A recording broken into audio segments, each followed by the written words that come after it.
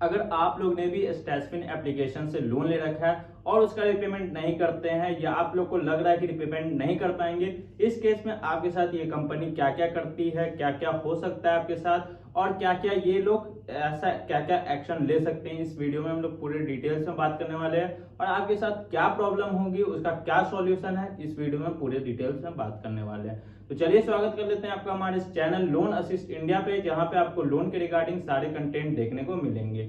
अब यहाँ पे बात कर लेते हैं, आप लोग के बहुत सारे सवाल हैं, इस सवाल को, इस एप्लीकेशन को लेकर के बहुत सारे सवाल हैं आपके, उस सवाल के जवाब यहाँ पे हम लोग आपको लेकर के आए हैं। लगभग 10 सवाल हैं जो कि एकदम इंपॉर्टेंट सवाल है। इस सवाल का अगर आप लोग इंतजार कर रहे थे तो ये लीजिए, आ गया स्टैशफिन का इस सवाल का जवाब आ चुका है।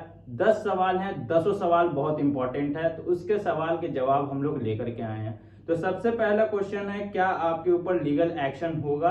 तो ये लीगल एक्शन को लेकर के बहुत सारे आप लोग के सवाल आते रहते हैं कमेंट में, ऐसा सवाल आता है तो इसके बारे में बता देते हैं। स्टैशफिन एप्लीकेशन है एनबीएफसी एप्लीकेशन, और एनबीएफसी एप्लीकेशन क्या होती है? एनबीएफसी एप्लीकेशन सिर्फ आपको एक लीगल एक्शन लेकर के लिया जाएगा वगैरह, मैसेज नोटिस ऐसा करके आपको सिर्फ एक डराने का कोशिश करते हैं, जैसे कि आप लोग जल्दी से जल्दी उनका रिपेमेंट कर दे। ऐसे कोई भी लीगल एक्शन वगैरह आपके ऊपर नहीं लिया जाता है, कोई दिक्कत होती नहीं है। आज तक किसी भी एनबीएफसी एप्लीकेशन से कोई भी लीगल एक्शन नहीं लिया गया है, कोई भी आप, बशर्ते अगर आप लोग ने फ्रॉड डॉक्यूमेंट दे करके ना लिया हो। अगर आप लोग जेन्युइन डिफॉल्टर हैं तब तो कोई दिक्कत वाली बात है नहीं, तब आपको कोई टेंशन लेने की जरूरत नहीं है। अब यहाँ पे बात कर लेते हैं, दूसरा क्वेश्चन है, क्या आपको जेल होगी अगर रिपेमेंट नहीं करते हैं? तो रिपेमेंट नहीं करने पे आपको जेल वगैरह की क्या सच्चाई है वो मैं बता देता हूं। यहाँ पे अगर आप लोग रिपेमेंट नहीं करते हैं तो कोई भी दिक्कत जेल वगैरह वाला होने वाला है नहीं, ये सिर्फ आप लोग को डराने धमकाने का बात होता है बस, और कोई जेल वगैरह आपके ऊपर नहीं होने वाला है। क्योंकि यहाँ पे जो ये लोन का केस होता है, लोन कभी भी क्रिमिनल केस नहीं होता है, तो आपके ऊपर ना एफआईआर होगा, एफआईआर जब होगा ही नहीं तो आपको जेल होगा नहीं। तो ये बात हो गई। अब तीसरा सवाल है, आपके सिविल स्कोर पर क्या इंपैक्ट होगा? अगर आप लोग रिपेमेंट नहीं करते हैं तो आपके सिविल स्कोर क्या होगा? CIBIL score day by day down होता जाएगा, और आपके सिविल स्कोर पे बैड इंपैक्ट पड़ने के कारण आपको फ्यूचर में कोई भी लोन प्रोवाइड कोई भी कंपनी या बैंक नहीं करेगी। तो इसलिए आप लोग समझ जाइए, अगर आपके पास पैसे हैं तो ठीक है, पेमेंट करके खत्म कर दीजिए। अगर नहीं है तो ऐसा ना कीजिए कि एक लोन पेमेंट करने के चलते आप दूसरा लोन ले, ये कभी ना कीजिएगा। अगर आप लोग ऐसा करते हैं तो आप लोग इस बड़े जाल में फंस जाइएगा एनबीएफसी एप्लीकेशंस के। तो आप लोग के पास अगर पैसे नहीं है तो कोई बात नहीं, आप लोग क्या कुछ ज्यादा तो कर नहीं सकते, सिविल डाउन होगा बस। सिविल आप करने के लिए आपको बहुत मुश्किल होगा, पर हो सकता है कि सिविल आपका अप हो जाए। बस ऐसा ध्यान रखिए कि एक लोन लेने के चक्कर में, एक लोन रिपेमेंट करने के चक्कर में दूसरा लोन ना लें। अब यहाँ पे होता है बात रिकवरी एजेंट को लेकर के। रिकवरी एजेंट घर आएंगे, सवाल है आप लोग का कि रिकवरी एजेंट घर आएंगे, तो जी हाँ, आ सकते हैं रिकवरी एजेंट आपके घर। वो कब? जब आप लोग मान लीजिए डिफॉल्ट कर देते हैं, 3-4 महीना हो जाता है, तब आपका डिफॉल्ट हो जाता है, बहुत ज्यादा दिन हो जाता है, तब आपके घर रिकवरी एजेंट आते हैं। उन्हीं के घर आते हैं जिनका घर शहर में होता है। बाकी गांव वाले के घर में कभी, जिनका गांव में घर है, विलेज में घर है, उनके घर कभी भी रिकवरी एजेंट नहीं आते हैं। तो इसको लेकर के आप लोग ये समझ जाइए। अगर आते हैं रिकवरी एजेंट आते हैं तो हम लोग को क्या करना चाहिए? तो रिकवरी एजेंट जब भी आपके घर आए तो आप लोगों को तो सबसे पहले टेंशन लेने की जरूरत नहीं है।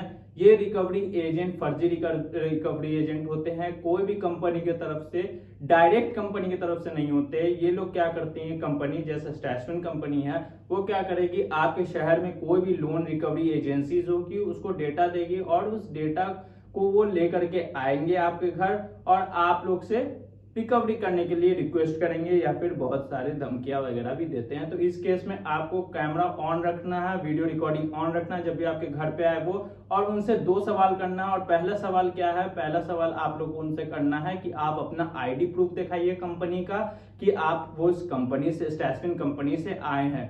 दूसरा, आप लोग को ऑथराइज लेटर मांगना है कि आपके पास ऑथराइज लेटर है कि आप रिकवरी कर सकते हैं, वो भी स्टैशविन कंपनी से, तो जल्दी से दिखा दीजिए।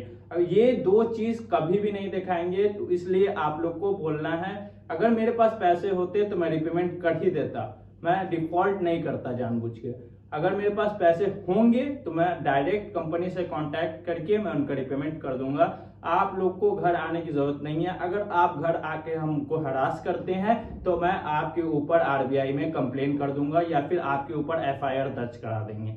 तो ये ऐसा बोल करके आप लोग उनसे बच सकते हैं। अब क्या आता है क्वेश्चन, कॉल का रिस्पांस देना है या नहीं। अगर देना है तो कितना कॉल का रिस्पांस दे और क्या रिस्पांस दे। कंपनी की तरफ से अगर आप लोग लोन रिपेमेंट नहीं करते उनके ड्यू डेट पे तो आपको कॉल आना स्टार्ट हो जाता है, और इस कॉल का क्या रिस्पांस देना है उसके बारे में बता दूं। कॉल का एक रिस्पांस आप लोग को कम से कम देना ही है।